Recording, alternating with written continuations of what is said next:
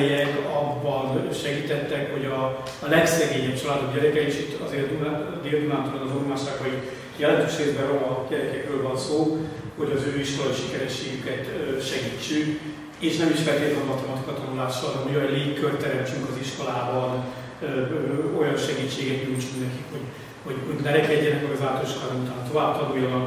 A Gandhi gimnáziumnak voltam az egyik szervezője, azt mondják, hogy világ egyik első ilyen nemzetiségi gimnáziumot, aztán szerveztünk egy kollégiumot olyan diákok, akik nem fértek be a Gandhiba, de Pécsre szerettek volna jönni tanulni, toboroztuk a gyerekeket a Dél-Dunántúlon. Azóta a kollégiumot, én annak voltam az igazgatója 8 éven át, aztán a 2000-es évek első kezdetben nagyon sok tanár továbbképzésben vettem részt, hogy azt a munkát, amit mi akkor csináltunk. 11 ilyen éve sikeresnek volt mondható, azt próbáljuk terjeszteni országszerte. Azért ez egy jellemző adat, talán sokan nem is hiszik el, hogy akik mondjuk itt a Dél-Dunántúlon laknak, hogy amikor mi 89-ben csinálva részt vettünk egy felmérésben, ezt akkor megy egy tanács végezte, hogy felmérték azt, hogy hány roma tanuló van Pécsi gimnáziumban. Azért akkor ismerés a Pécsi gimnázium volt. Olyan, akikről a tanáraik tudják, hogy roma. Ez olyan esetben lehet, hogy volt, hogy valaki, mert már szülei is képzettek voltak, és akkor fésítik hallják, hogy nálátszolva. Az előtt az akkor is volt rendesen, pláne az, hogy egy középiskolában megjelenik egy roma fiatal, és egy az egyetlen gyerek volt, akit fel tudtak a 89-es évben gyereket tudtak felmutatni. Tehát ez egy ilyen nagy probléma volt, hogy az általános iskolát általában elvégezték már Magyarországon a roma fiatalok, és itt alapvetően falusi, a romák nagy többsége falun, még akkor is jelentős részben a falu melletti telepeken élt vagy nem költöztek be a faluba. A környező országban rosszabb volt helyzet, mi akkor elég sokat jártunk Csehszlovákiába, később Szlovákiába, Romániába, Jugoszláviába, Szerbiába, Horvátországba, és ott nem volt még ennyire jó a közigazgatási helyzet, de ez az általános szint középiskola az sokkal rosszabb volt, mert fogok erről beszélni, hogy ez miért alakult így egy kicsit a későbbiekben. De az, hogy ellettem újra jogász, az úgy alakult, hogy mi azért ezekben az oktatási programokban nagyon fontos szerepet, nagyon fontos munka volt az, hogy a családokkal nagyon szoros kapcsolatot tartottuk. Tehát ahhoz, hogy sikeres legyen az ember gyerekeknek a iskolai előmenetelének a segítésében nagyon fontos volt általános és középiskolás gyerekeknél, hiszen azóta novum, hogy középiskolában tovább jutatni a gyerekeket, hogy a családokkal nagyon szoros kapcsolatot építsünk ki. És ezért kezdettől fogva egy csomó programot szerveztünk, ami a nagyobbaknak szólt. Tehát vagy nagy testvéreknek, vagy a szülőknek szóltak ezek a programok. És többek között ez ilyen programok között volt egy jogsegélyszolgálat, amit pécsi ügyvédeket hívott meg a Szent Márton Caritas Alapítvány, Nyilvánfáradt a Lassú Szent Márton működött egy ilyen, az Andrá Nézimerő volt akkor ott de én úgy emlékszem arra, hogy Pécsről jártak ügyvédek, Andrá Javiskét vagyok, és az történt, hogy nem nagyon jártak viszont az ügyfelek. Tehát beült az ügyvédek egy irodába, és nem nagyon jöttek hozzá az ügyfelek, és aztán valahogy egyszer úgy alakult, hogy az egyik ügyvéd elment, pedig hát olyan ügyvédek jöttek, de nyilván azok vállalták, akik egy nyitottak voltak, tehát nem kifejezetten ők szívesen foglalkoztak volna a roma családok problémával, vagy nem mentek hozzájuk, mert az ügyfelek kevesen mentek. És akkor egyszer nem volt egyáltalán ügyvéd, mert az előző elment, a másik azt mondja, lebetegedett, nem tudom, hogy volt, és megkértek engem, hogy én is csak jogász vagyok, menjek le, és akkor én már nagyon régen dolgoztam jogászként, és megveszek, hogy pécsi ügyvéd kollégával, hogy én azért minden héten el fogom hozzá menni, és átbeszéljük az ügyeket. Nem akartam sarlatán lenni 15 év joggyakorlati hiánya után. És akkor elmentem jogsegélyszolgálatra ebbe a két faluba, ahol én egyébként már akkor ismerős voltam, főleg Nyilvánfáradt, de Alsó Szent Mártonon is közösen táboroztattunk gyerekeket. És hát kiderült, hogy kiszálltam az autóból, hogy jött a jogsegélyszolgálat, és nem értem az irodába, mert hogy jöttek folyamatosan az emberek. Tehát kiderült, hogy a személyes kapcsolatnak óriási jelentősége van, és hát ez egy egyik dolog, amit az ember megtanult. Egyébként tanárnak is ez fontos tanulság, hogy nagyon fontos olyan kapcsolatot teremteni, hogy ne úgy tekintsenek az emberre, mint egy hivatalra. Tőlem szokták kérdezni, hogy hát amikor tanárként mentem családot látogatni, akkor nem volt ebből konfliktus. És nem volt belőle soha konfliktus, mert amikor elkezdtem tanítani, egy szociológián tanult kolléga volt az egyik kollégám, és őket tanítják, a tanárokat erre nem tanítják, és a jogászokat sem biztos, hogy tanítják erre. Tehát, hogyha az ember szegény emberek közé megy, a szegény emberek nagyon vendégszeretők, nem csak a romák, ez minden szegény közösségen jellemző a vendégszeretet. mert ő is számít arra, hogyha valamikor esetleg vendégbenségbe megy ez majd. Szóval ez egy ilyen nagyon ősi szegény kulturális jellemző, hogy a vendéget meg kell becsülni. Tehát, hogy én úgy megyek tanárként és a családok látom, hogy baj van a Pistikével, akkor engem a szülő az úgy kezel, mint egy hatóságot, és egy ilyen hatósággal rengeteg bajom volt már az életben. Viszont, hogyha úgy megyek, hogy pont arra járok, és megkapom, hogy elnézést, csókolom, iszonyatosan szomjas, hogy egy pohár vizet tudna nekem, hogy jaj, jöjjön be tanárul, üljön el, és akkor ha sem más nem tudok egy pohár idegzet, és akkor már is én akkor vendégül vagyok, és teljesen más az alaplépkör. És ez ugyanígy volt egyébként a jogsegélyszolgálatnál is, tehát hogyha ott már ugye megvolt azért alapvetően ez a bizalmi kapcsolat, és akkor ott ragadtam. Tehát én akkor elkezdtem újra jogászkodni, egy másfél évig, akkor tényleg mindegyikre jártam ez a kolléganőhöz, de hát aztán megtanultam újra az aktuális jogot is, és most már csinálom nagyon régóta ezt a jogsegélyszolgálatot, és ahogyan kapcsolódik ez a szakkollégiumhoz, mindig fontos volt, hogy legyen egy asszisztens is azért, az ember egyedül csinálja a dolgot, tehát van egy csomó adminisztratív munka, amit kell csinálni, meg az ügyfélek fogadása, papírok összegyűjtése, fénymással, stb. És mióta van ez a szoros kapcsolat a szakkollégiummal, azóta a szakkolista diákok, azok szoktak gyakorlatra jönni a jogsegélyszolgálatba. Itt ül is most 4 olyan diák is, aki volt már, és aki most nincs itt, és itt vannak az egyik a Bianca, az Anna, a Dóra és a Bernát, ők vagy korábban, vagy most voltak. Ha valakinek esetleg egy pár szót szólni, hogy diák szempontból milyen ez a jogszegélyszolgálat, egy mondatot vagy 2 mondatot, én nem erőltetem, de addig én örülnék egyébként, hogy ez hogy néz ki. Anna esetleg, vagy a Bianca, vagy az újak, mert ők a régiek. Az első, hogy oda kerültem, nagyon izgultam, akkor én nem jogász szakra jártam, hanem jogi asszisztens szakon talán a harmadik szemeszterbe járhattam. Nagyon féltem, hogy nem fogom teljesíteni, de aztán így elég gyakorlatias volt, és így hamar meg lehetett tanulni. Nagyon sok mindent tanultam ott, ami még csak most jön tananyagba, vagy későbbiekben fog kelleni. És talán a legmélyebben az érintett meg a munkám során. Hát tudni kell ugye, hogy alacsony iskolai végzettséggel rendelkeznek az ott élők, és van, aki sajnos írni és olvasni sem tud, és kapnak például, és az elszegényedés révén ugye nagyon sok ember hitelt vett fel a mindennapi megélhetéshez. És később, mikor a végrehajtás jelentkezett már, akkor adottak problémák, és nyilván hozzánk jöttek segítséget kérni.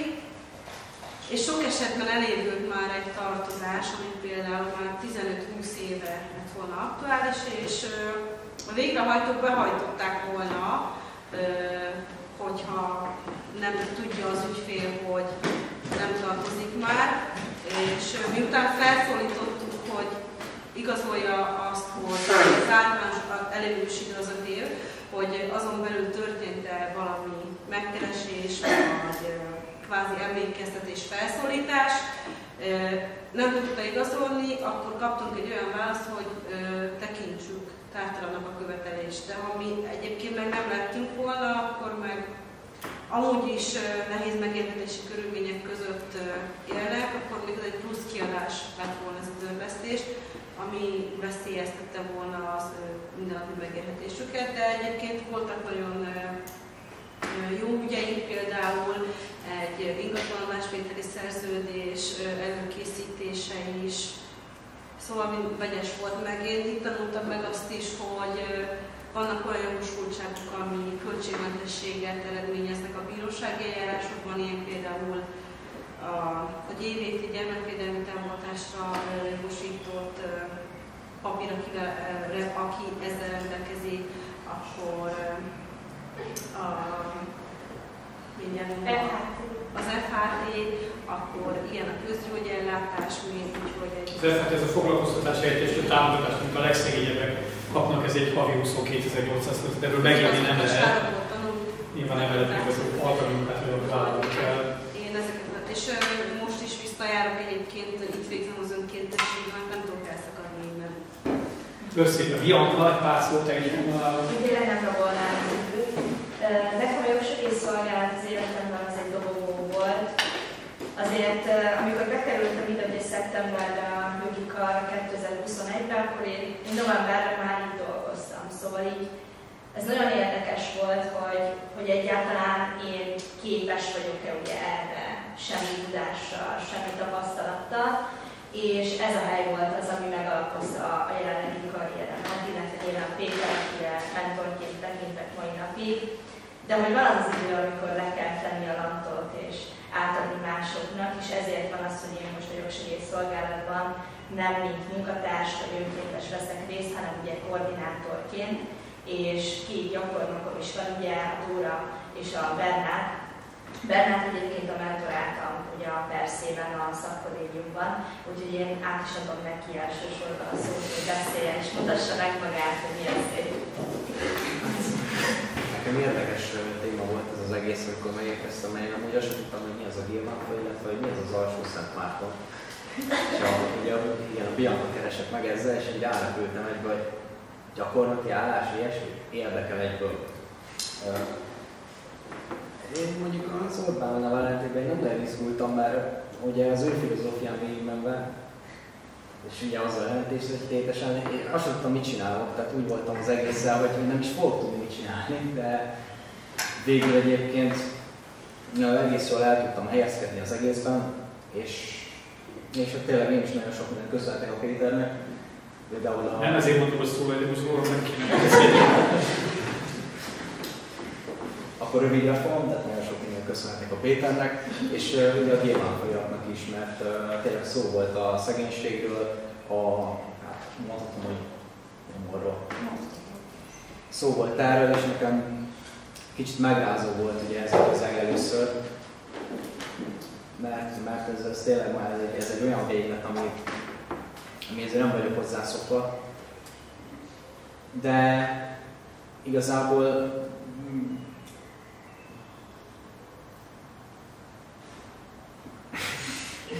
nem tudom mit mondhatni, az a baj, ez nehéz. Mert most beszéltek arról tényleg, hogy miket csinálok és mik a feladataim, de igazából ez nem olyan érdekes. Inkább az érdekes, hogy amikor én a szakkollégiumban is jelentkeztem, ugye én úgy adtam a jelentkezést, hogy én nekem a végső célom a joggal, hogy az embereknek a megsegítése. És nagyon negatív, hogy korán kell kelni, de édesanyám az mindig azt mondta, hogy korán kell arra az aranyat le. És nekem ez az arany. Köszönöm. Nekem ez az arany segített. Dóra, párszót esetleg van kedved mondani neked is? Hát én nagyon féltem, én alsó szakmántonon vagyok, és én azért is féltem, mert vagyok otthon, és tudják, hogy ebben vagyok a családban, kicsit izgultam, de egyébként az ottani emberek nagyon kedvesek, hogy elfogadóak, szóval nagyon szeretek oda járni, igen, nagyon sok tapasztalati tudást is biztosító segít, Péter is, nagyon sok mindent mond, és nagyon hálás vagyok ennek a programnak azért is, hogy Anna és Bianca is el tudta ezt nekem nézni. Segített. Köszönöm szépen, akkor tényleg csak egy pár szót kértem, hogy mondjatok, ne csak én dumáljak. És akkor most egy mennék tovább, mert ugye túl sok idő van nincsen, szokták kérdezni, hogy tapasztalunk-e diszkriminációt, vagy én tapasztalok-e a munkám során, tehát hogy a hatóságok vagy a bíróságok. És igen, lehet tapasztalni, de hogy ennek mi az oka pontosan, hogy az, hogy ezek az emberek jelentősen szegények, vagy alacsonyan képzettek, vagy az, hogy barna a bőrük, azt nehéz megmondani, és szerintem akár három együtt érvényesül. Ennél van nagy jelentősége annak, hogy egy ilyen jogsegélyszolgálat mit tud csinálni. Egyetlen egy tipikus ügyet választottam én ki, ami gondolom, hogy történelemtanár és örökösségek van egy kicsit ilyen történelmi forrás rész, ez a lakhatás kérdése. Szokták mondani, hogy van ilyen lakhatási szegénység, biztos hallottatok róla, hogy mennyire nehéz megoldani a szegény embereknek a lakhatásokat, és ez egy csomó jogi akadály nehezíti a mai napig, és egy picit erről szeretnék beszélni, meg ennek a múltjáról. Igyekszem rövidre fogni, és elnézést, hogy most egy kicsit történelemtanár is kiszól belőlem. Ez egy olyan téma, aminek nagyon jelentős jogtörténeti előzménye van. amit az egyetemi jogkönyvtárban még nem nagyon tanítanak, és egyébként van egy olyan rész, amit szerintem a középiskolában kéne tanítani történelmi órákból, de nincsen benne a több középiskolás tananyagban. Ez a romák elleni diszkrimináció, jogi intézményi diszkriminációnak a kérdése. És akkor ehhez használom én ezt a PowerPoint-ot, egy kicsit meg is láttam, és ezzel tudok lépni, ugye itt a... Aha, igen. Egy nagyon picit kell beszélni arról, hogy mert ez a programból összefügg, hogy kik is azok a romák. Ugye azt mondták, hogy a romák balra művettem azt úgy, hogy a romák azok valahol keletről jöttek, Indiából származnak, mondják sokan, és akkor hogy ez határozza meg ezt a népcsoportot. De a szociológus azt mondják, hogy ez nem így van, függetlenül, hogy valóban így van, jelentős részük onnan jött, hanem a romákat alapvetően hagyományosan nem ma, hanem a prekapitalista társadalmakban, de gyakorlatilag a 20. század elejéig alapvetően a foglalkozásuk és az ezt kapcsolódó életforma határozta meg. Itt hoztam egy ilyen kis leírást, hogy mivel is foglalkoztak korábban a romák. Ott írtam, hogy vándoriparosok, kovácsok, vas és plémunka, fegyverkészítés, javítás, szerszámjavító, teknővályok, sátorverők, aranyosok. Ez így összeszedtem, így nagyjából a 15. századtól vannak leírások, hogy mivel foglalkoztak ezek a vándoriparosok, vándorkereskedők, akik egyrészt ezekkel a cikkekkel kereskedtek, másodszor lókereskedők, fölírtam, használt cikkkereskedők, és a vándorláshoz kapcsolatos szolgáltatások általában olyan csapatosan vándor voltak ezek a roma közösség kumpániák. Őket faluról falura is, hát akkor itt az asszonyok, vagy akinek éppen nem olyan munkája, ami szükséges volt, nem volt mozi, nem volt színház, és gyakorlatilag ezek a vándor kumpániák voltak azok, akik a falusi népet szórakoztatták. Most a szociológia atya, róla lehet már hallottatok, Max Weber, ő azt mondta, az egyik könyvében leírt, hogy a romák az egy tipikus úgynevezett vendéglény, ő ezt így határozta meg, és ez a népcsoport, aki nem feltétlenül ugyanaz az etnikum, hanem a legkülönbözőbb etnikum, eredetű etnikuma, de hogy mindenhol az Atlanti-óceántól, a Csendes-óceánitától ez a prekapitalista ez a kultúrtérség volt, tehát a kínai kultúra, indiai kultúra, közel-keleti kultúra, észak-afrikai kultúra és az európai kultúra. Ezekre az volt a jellemző, hogy viszonylag fejlett kézműves kultúra volt a városokban.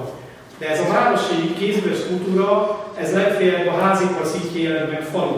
És volt egy csomó olyan iparcikk, amire a falusi embernek is szükség volt időre, de mondjuk az, hogy a legközelebb város az lehet, hogy több heti járóföldre volt, és azért mindenhol voltak olyan népek, hogy az egész életformájuk arról szól, hogy a falusi népességet a kézműves kultúrának a termékeivel, amire nekik is szükség volt, ellássák. És többen tipikusan egy ilyen nép volt a cigány nép. Egyébként idézőben cigányok, már a cigányok előtt is éltek Európában, Angliában is ismerjük, vannak az úgynevezett Irish Travelers, meg a Scottish Travelers, Hollandiában egy Van Vonder nevű népcsoport, akik még mindig így vándorolnak, most már inkább ilyen vizékkel, ilyen kamionokkal, és ma is vannak egyébként még Kelet-Európában is olyan közösségek, akik ezt a vándorló munkát vagy valami hasonlót végeznek, kevesen tudják, például a cirkuszosok, vagy a búcsúsok, azok nagy rész roma származású. Tehát ugye ez többen ennek a roma kultúrának a továbbélése, ennek a vándorló, hát ez mondjuk a szolgáltató ipari része a dolognak. Na most ugye ez egy vándorló, a lényeg az, hogy fokozatosan ezek a vándorló csoportok, ezek kezdtek letelepülni. Egyébként Nyugat-Európában már a 15. században, Kelet-Európában mondjuk az osztrák-magyar modellje, vagy hát a birodalom területén a 18. század végén lett már olyan sűrű a város azért, hogy nem nagyon volt szükség, vagy de kevésbé volt szükség ezekre a vándor életmódhoz kapcsolódó munkákra. Még egyébként azért a 20. század elején is pont itt ezen a környéken, ugye a disznóvágáshoz használt teknőket, ezt a teknővágó cigátot csinálták. Ők még a 20. század első felében is eléggé eltegetten végezték a munkájukat, de a legtöbb ilyen munka az már tulajdonképpen kivad. Ez nem volt probléma nagyon sokáig, volt egy természetes asszimiláció. Itt Kelet-Európában ugye a török háború után volt egy csomó fölös föld, tehát az, hogy letelepedtek korábbi vándorok, ez nem volt olyan probléma. Nyilvánvalóan egy másik számukra is azért gondot jelentett egy nagy életformaváltás a befogadó társadalom számára is, de azért ez azt jelenti, hogy egy-két generációt általában asszimilálódtak ezekkel a munkájukkal felhagyó közösségek. A 19. század utolsó harmadában volt egy jelentős változás az osztrák-magyar kategóriában. Romániából érkeztek nagyon nagy számban még vándor cigányok, akkor már is nem nagyon voltak minden nagyon alacsony számban, csak vándor cigányok, és akkor mindenféle társadalmi feszültséget keltett. Többek között azért, mert az osztrák-magyar kolóniában olyan volt a letelepedési törvény, hogy tudjuk, hogy az Orbán kormány megint valami hasonlóra készül, hogy nem volt köteles mindenkit beengedni a település a lakói közül, és elő volt írva, hogy azt telepedhetett csak le, akik a megélése biztosított volt. Na most ugye akkor hagytak föl a vándor cigányok a munkájukkal, és akkor a kedvében, amikor nem tudták biztosítani a megélhetéseket, tehát hogy pont beleértezik a problémát. Tehát nagyon sokan azért vándoroltak tovább, nem tudtak letelepedni. Mondom, ez a 19. század végén, 20. század első felének volt a problémája. És hoztam néhány képet arról, hogy hát ez egy századfordulón, 19.-20. századfordulón egy olyan falu melletti lakónegyed, de akkor a falusi házak is így néztek ki, mint nagyon sok helyen, ahol többségében romák laktak. De a romák beköltöztek aztán folyamatosan a falvakba is, mondom, ez egy 200 évet tartó folyamat volt. Voltak még ugyan vándorcigányok is szép létszámban, mondom, főleg a Romániából érkező vándorok. Talán még szoktatok is látni a egyenlősebb generáció, még jobban ilyen nagy színes szoknyás romasszonyokat lehet látni. Itt a délutánban kolópároknak hívják őket régen olárcigányoknak hívták, mert hogy Olárországból, tehát a román fejedelmség területéről érkeztek. Baranyagban nem őket hívják olároknak, a parasztok régen a beás színen, ők románul beszélnek. Közben egy szólnak, hogy kicsit azért nem történészkedik egyik, vagy jobban kéne sietni.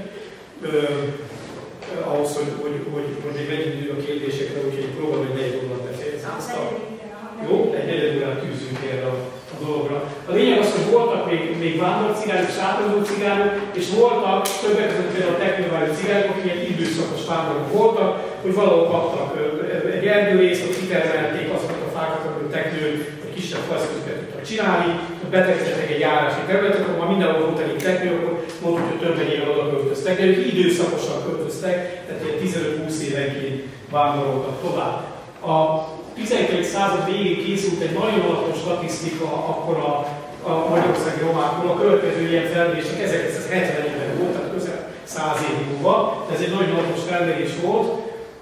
Ez szerint a romáknak a 89, a közel 90%-ban államból letelepedett volt az 1890-es években is, akik ilyen húszomosan egy helyben lakók, akik mondtam, hogy a beesett 8%, és az ilyen igazi vándor cigányok azok 3%-én voltak. Tehát igazából annak, hogy ez egy elég általános probléma volt, és elég sok konfliktus volt, mondom, nem tudtak ezek a vándorcégek letelepedni, emiatt a bűnözésben is nekik elég jelentős szerepük volt. Elég újságok sokat írtak róla, de igazából egy viszonylag kis részét érintették csak a roma közösségnek. Most itt a következő kép, ez egy nagyon híres esemény volt, a betyárokról biztos hallottatok, a Rózsasáborról, stb. A betyárok azok a 19. században, akkor is főleg a második felében az volt a fénykorú a betyároknak, és az utolsó ilyen nagy betyár akciótámadás, még ültek egyébként a Moravia börtöneiben a 20. század elején is betyárok, az 907-ben volt, és az a ritka eset történt, a betyárok még csodálkoztak, hogy Rózsaságon soha nem osztották föl, még lehetett tudni, hogy gyilk volt, elég sokat, hogy nem tudták rájuk bizonyítani, mert hogyha gyilkoltak, ott nem maradt tanul betyároknak általában. Viszont itt már volt új lenyomat 907-ben, és elkapták, egy új lenyomatot találtak, és elkapták ezt a csapatot, és ők vándorcigányok voltak. Tehát az utolsó egy nagy klasszikus betyár rablás volt, hogy megtámadtak egy ilyen útmenti csárdát, ott mindenkit meggyilkoltak, kirabolták a csárdát, és aztán később elkapták őket, és ez nagyon nagy port kavart meg innen a sajtóba, és nagyon fölszokott a román ellenes hangulatot, és aztán jött az első világháború, és ahogy az szokott lenni, amikor jönnek a háborús verszék, akkor kell valami új bak. Később ugye a zsidók voltak a bűnbak, van időben gyakran ugye a migránsok, vagy bevándorlók is ismeritek ezt, hogy a mai balagokon elkereskedünk kisebbséget, akit ki lehet nevezni bűnbaknak. No, hát akkor kitalálta valaki az egyébként valóban létező problémát, hogy mi legyen a vándor cigányokkal, hiszen ők le kellene telepedni, hogy egyszer és mindenkor rendezik ezt a problémát. Tényleg volt egy ilyen hogy az emberek a fronton vannak, a cigányoknak kóborolnak, és akkor sokkal könnyebben lopnak. Volt egy társadalmi feszültség, és hoztak 16-ban egy rendeletet. Azért rendeletet, mert hadi állapot volt, és hogy alapjogokat szabályozott ez a jogszabály, de nem törvényt hoztak róla, hanem a háborús helyzet miatt rendeletet fogalmazták meg. Ez eredetileg a vándor sátoros cigányokról szóló rendelet volt. Ugye az első vándorlást egyszer és mindenkorra megtiltják Magyarországon, és meghatározták, hogy kiszámít vándorcigány, kóborcigánynak, ugye így szívták. Kóborcigánynak kell tekinteni mindazt a cigányt, hogy nem tudja beigazolni, hogy rendes lakóhelye van. Valaki az években kiadtak rendeleteket, hogy nincs a rendes lakóhely, mondjuk, hogy rendes lakóhely, de végül abban úgy foglalt állást a belügyminiszter, hogy az a kutya is rendes lakóhely, annak a rendes lakóhely, akit a környéken ismernek. Tehát tudják azt, hogy ott lakik évek óta. Még hogy egy kutyiban is lakik az illető. Tehát akinek nincs ilyen helye, az számított kóborcigánynak.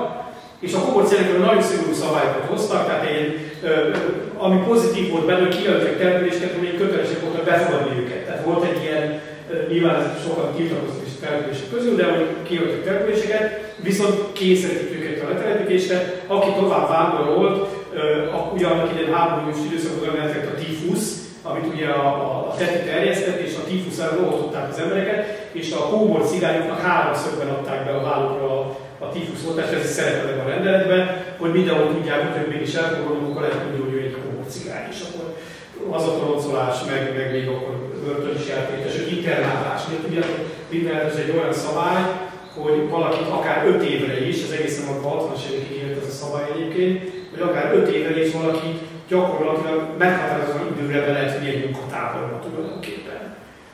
Ez volt az internálás, és hogy internál is lehetett a kóborcigányokat, hogyha hozultak. Amiről viszont én beszélni szeretnék, ez a harmadik mondat ebben a szövegben, ez nagyon mondat így szól. A cigány igazolja, hogy van rendes lakóhely. Tehát magyarul nem kóborcigányról van szó, mert az a kóborcigány az, akinek lakóhely. Tehát, hogy a cigány igazolja, hogy van rendes lakóhely, de máshogy tartózkodik, és az ott tartózkodása nem kellően indokolt, a rendőrhatóság, ugye ez a megyei jogvárosa kivételével, törvényes városa kivételével a csendőrséget jelentette, tehát a rendőrhatóság egy rendes lakóhelyre utasítja, esetleg toloncotod oda a kísértet. Ugye ez azt jelentette, nem tudom, a jogtörténetből, hogy egészen hazáig kísérték, esetleg meg is álltak, voltak egy toloncázak, voltak, hogy pihenek, másnap ment tovább a vonat, és hazáig kísérték az illetőt. Elmesélték egyébként, mivel elsőben sok interjút készült idő cigányokkal, ez úgy nézett ki, hogy igazoltatták, mit keresek. Hát jöttem munkát keresni, jöttem be a vásárba, az nem megfelelő indok, mondta a csendőr, és utána bevitték a csendőrösre, jó megverték, és utána hazaküldték, hogy azok toloncolták, esetleg még meg is bírságolták, hogy kívántuk kifizetni, és akkor azt még le is kellett neki dolgozni. Egy-két ilyen, majd mutatok erről egy-két képet is. A lényeg az, hogy a csendőrnek a kezébe adták azt a jogosítványt, hogy a faluja határán kívül tartózkodó cigány, bármilyen cigány, az indokoltan tartózkodik-e ott vagy nem. És ebből iszonyatos mennyiségű konfliktus volt, rasszizmus akkor is volt. A legtöbb csendőrök a szomszéd falu megtalált valakit, és ebből a helyi lakosság által támogatta is, azt hazaküldte az illetőt. Tehát gyakorlatilag ez a szabály, 16-ból ez egy röközkötés volt. Nem biztos, hogy ez volt a jogszabály, hogy jól volt a szándéka, de gyakorlatilag ezt kell azért, mert hogy ezt a rendeletet a háború végén nem helyezték hatályon kívül. Ez a rendelet, ez végig a két világháborúk egyébként jogellenesen, mert hatályon kívül kellett helyezni, mert nem sorolták fel azokat a jogszabályok között, amelyek tovább életnek. Erre hozott valamikor 1920-ban vagy 21-ben a országgyűlési törvény, hogy mik azok a rendeletek, amik törvényekre emelkedtek. És tovább életek ez nem volt közöttük, de a cigányokkal nem tudott senki, viszont utána 22 vagy 23 hoztak egy rendeletben újra közölték ezt a rendeletet és a további végrehajtási rendeleteit. Tehát ez gyakorlatilag a két világháború között végig élt ez a rendelet, és gyakorlatilag a cigányokat, akik azért nagy részt a falu melletti telepeken éltek, ez a rendelet rögözkötötte annyira, hogy például Baranyában és Somogyban és Tornában, tehát ez ugye most úgy mondják a délnyugati régió, ez akkor egy csendőrparancsnokság alá tartozott, és a csendőrparancsnok kitalálta, és tulajdonképpen bizonyos szempontból ez egyfajta jogbiztonságot is jelentett, hogy az ő csendőr kerületében, tehát ebben a 3 megyében, ahhoz, hogy valaki egyáltalán elhagyja a romaként a faluját, ahhoz a helyi csendőrősnek az engedélye volt szükséges. Ami a belegondoltak, valami védelmet is nyújtott, mert legalább volt egy papírom, hogy én eljöttem, akkor ha van papírom, akkor már csak nem küldenek haza, hiszen a helyi csendőrtől kaptam. 28-ban ezt kiegészítették egy rendeletet, úgynevezett razzia rendelettel, évente ellenőrizték azt, hogy melyik roma ment el esetleg abból a faluból engedély nélkül, ahol éppen tartozik, például megnősült, és azért költözött el. Az nem volt szabályos, mert nem volt neki rá engedélye. És évente ilyen razziákat tartottak, és ebben a razziatrekbe beleírták azt is, ez a következő ilyen hogy a munkakeresés az nem számít megfelelő indoknak ahhoz, hogy valaki eladja a faluját, és itt nagyon fontos tudni, ez megint egy szociológiai ismeret, hogy Magyarországon az iparosodásnak a korszaka az a 30-as, 40-es, 50-es évek volt. Ugye azért, mert ugye a gépesítés miatt ugye a 20-as években már traktorok jelentek meg, mezőságban messze tudta annyi embert eltartani, tömegében mentek falusi emberek, itt Pécset a haltér volt, az ember piacon álltak kapával, vagy ásóval, és várták őket, hogy vagy elviszik őket építkezésre, vagy a bányába, először alkalmunkába, aztán vagy később beváltak akkor rendes munkára, ilyen mindenhol volt az egész országban ilyen emberpiac. Budapesten ez a Moszkva tér, a Kalef, a Szél-Kálmán tér volt a híres emberpiac. A romák nem mehettek, mert nekik erre nem volt lehetőségük, és ez azért nagyon fontos, mert gyakorlatilag a romáknak a társadalmi integráció vagy asszimiláció, nem tudjuk, hogy eltűnte volna a romaság akkor, hogyha ez a folyamat nincsen megszakítva, és sajnos több hasonló törvényeket hoztak a környező országban is, ez gyakorlatilag a Kelet-Európában megrekedt az első világháború után. Tehát ugye ez egy mesterségesen elmaradt állapot volt, mit tudott csinálni az a roma, ugye, aki otthon volt, hát túl sokat nem, egy-két kép ilyen igazoltatásról, korabeli fényképek, ezek általában propagandanyagok voltak, hogy a román különös emberek. Ez a munkakódulás, amiről mindenképpen szeretnék beszélni, hogy a legtöbb ember, a legtöbb közösség azt jelenti, hogy bementek a faluba, mert másnapot nem jártak, az asszonyot végigkapottatták a házakat, és kérdezik, hogy valahol munka voltak, hoztak a férjüket, munkakezdtakarítás, közlekedő kiását, stb. Ha végképp nem volt semmi, akkor a jószívű paraszt azt mondott neki egy távféltávra szólalt. Ebből éltek az emberek, és akkor most jön a csúcspoén, most a holokausztról nem beszélek, még egy nagyon fontos dolog, hogy egy csomó más szabály is ráépült erre, kifejezetten a romák jelentős diszkriminatív szabály, ami az első világháborúban nem volt. Egyetlen szabályban most már volt, amiről most nem beszélek, nem volt olyan jelentős szabály, a megyék közötti vándorlás tiltó szabályok az első világháború előtt is. De például hoztak olyan szabályt a két világháború között, hogy ugye a tífusz módta olyan elterjedt volt, a tetvesség terjesztette, és mindenfajta védekezési módok voltak. A cigányokra egyetlen egy védekezési mód volt előírva, hogyha valaki nagyon tettes volt, az kopaszra kellett írni, ez egy ezt ott helyben, ahol dolgozunk, Gyilvánfal mellett magyar vecskén készítette valaki 20-as évek végén, ez egy kopasz lány, aki látható, azt a képen nem tudja, Barna harmadik. Mert most milyen megalázó volt, hogy valaki kopasz lett a nő létére. És egy csomó ilyen szabály volt, megtöltöttek a vásárlátogatást, még azoknak is, akik a portékáikat akarták adni, stb. Volt egy kivételezett réte a városi cigányzenészek, ugye akkor az nagy divat volt ugye a magyar nóta ebben az időszakban, őnek még szakmai szervezetek is volt, méghozzá jó működő szakszervezetük volt, gyakorlatilag egy CS szervezetben törődtek a vendégüli cigányzenészek, de ők egy külön kasztnak minősültek, a cigányok többsége az nem volt. De most jön a csúcs az egyik poén, hogy ugye még a világháborúnak előre a fali jogszabályokat egy jogszabály hatályon kívül helyezték, de aztán azért kiderült, hogy azért nem olyan egyszerű, hogy egy darabba kitelepítették a svábokat, tehát hogy ez a fajta gondolat, hogy embereket azért, mert egy népcsoporthoz tartoznak, az nem halt ki, sőt ugye ez a bűnbakkeresés, egy kis háború volt, az ugye megint megindult, és 47-ben a kommunista belügyminiszter újra hatályba helyezte ezeket a szabályokat, amikor összekötötték a romákat, stb. Egy csomó szabályról is nem is beszéltem nektek, és mindezt az 50-es években fekete személyigazolványt kaptak a cigányok. Nem szabad a cigány szót használni a jogszabályokban rájuk, ezért a kóbor szót használták, de minden cigányra, én láttam ilyen felmérést, a Baranyában az összes cigányterem, tehát a Gyilvánfai, az Alsó-Szentmártoni, az mind kóbor teremnek volt minősítve, mert a cigány szó az fai okokból nem volt kívánatos a kóbor rendszerben, kitárgozó a kóbor. De mondjuk kóbor cigány nem volt, hát már 100 éve korábban is 3% volt összesen az igazi kóbor cigányok a száma. És akkor az utolsó ilyen változás, ami még fontos, ez még fontos, tehát van még egy pár fontos változás.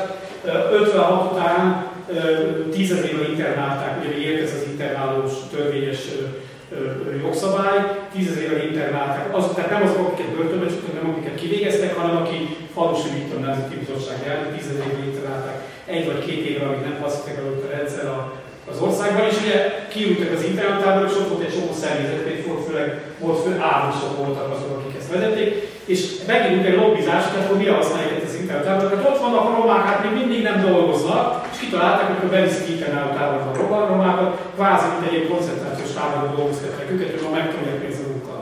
És akkor ez a hölgy, aki képen látható, ő egy roma származás nő volt, és már a 30-as években diplomás nő volt, akkor is hogy valaki kiemelkedett, valami egyházi segítséget való, és egy szociáldemokrata aktivista volt, aztán a két párt egyesült kommunista funkció lett belőle, és ő akkor ebből egy nagy balhét csinált. Ő volt az, aki az első ilyen cigánynemzetiségi szeretet alapította 57-ben, és hát akkor 58 vagy 59-ben bement a központi bizottságot, és egy nagy balhét csinált, hogy mit akarnak csinálni az ő roma társaival. Ő ugyan rosszul járt, mert azonnal megfosztották minden pártfunkciójától, és 70-es években vidéki könyvtárosként halt meg. Viszont a Kádár János, akinek volt valami érzékenység a dolgon ilyen, hiszen ő részben állami nevelőintézetekbe, illetve nevel gyerekként nőtt fel. Ő 61-ben összehívta a politikai bizottságot, és csak a romákkal elkezdtek foglalkozni, és akkor elhatározta, hogy minden ilyen roma-ellenes törvényt fölvesz számba. 2 évig az a megépüléseknek a feladata, hogy minden ilyen továbbmenő törvény, illetve jogszokás, ami már nem volt jogszabály, azokat megszüntessenek, és utána indult be igazából a romáknak az integrációja. Itt van egy ilyen 62-es jelentés, hogy a cigányoknak a fekete személyigazolványát végre mindenki kicserélték. Tehát, hogy már nincsen megkülönböztető személyigazolvány a cigányoknak. Én befejezem, még egy kicsit beszéltem róla, de nem beszélek, ha lesz kérdés is, meg igen, hogy ez a lakhatási probléma, ennek ma is van jogi diszkriminációs vonatkozása, ma már nem cigány alapon, hanem szegény alapon van egy-két nagyon csúnya szabály, ha érdekel benneteket jogségésztarra ütköztünk bele, megoldást is is tudnak találni, de jövő, akkor később beszélek. Lesz egy Köszönöm szépen. külön program.